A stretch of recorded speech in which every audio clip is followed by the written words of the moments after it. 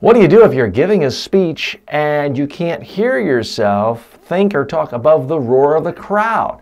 Now that's a problem most of us don't face every day, but it does happen from time to time.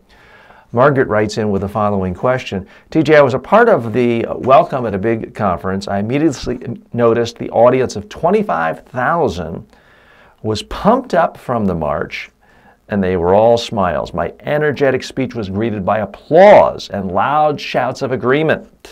I was thrilled with the reception, but TJ, I could not get one sentence without loud, positive, enthusiastic responses. I know that I should not try to say anything during those responses because people would not be able to hear me until the applause and responses died down. It was then that I realized I did not know what to do during the wait. Should I have waved, say something like yes, or just stand there and smile? All questions that seem irrelevant until you're actually in that situation. I found that I had to repeat the first part of the few sentences that I started to say when the crowd burst into applause. I think I did okay with that, but later I thought, should I have repeated the first part of the sentence a little differently than the first part? For instance, when I said, "Hear this," and then she named the particular politician she was calling out. The crowd reacted. I waited and repeated that, but later I thought it would have been even better to say, "So, listen up," and then mentioning the name of the politician. Here's my advice in situations like this. If you're getting a huge crowd response, you've got to factor in a couple of situations. If it's just the audience in the crowd, you may have 25,000 people, but it's not on TV and you don't expect a large online audience later. That's going to be a little different than if your audience is exclusive or primarily on national or international TV because you're being inaugurated as president or something like that. Because then the roar of the crowd isn't going to be as dominant as your voice, so it's a little bit different.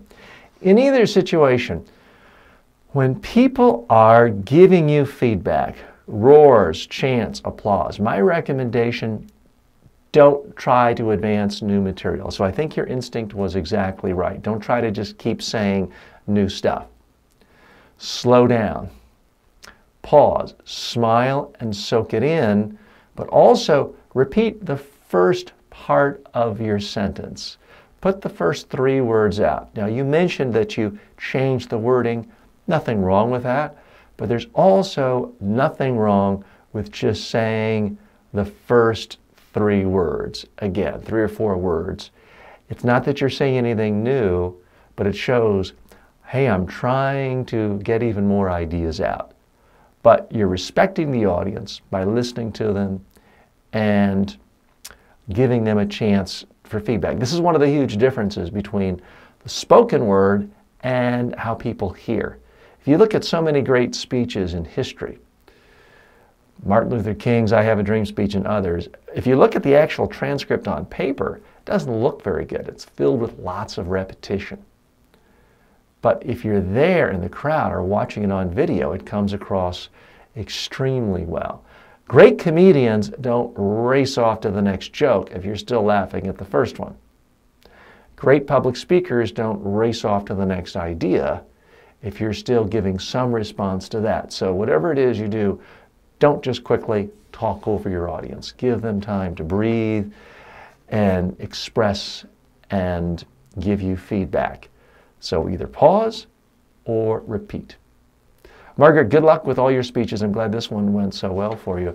If you got any value out of this video, please hit like, share it with friends, leave a comment, and please like this page so you can get our updates on a regular basis. I'm TJ Walker. Thanks.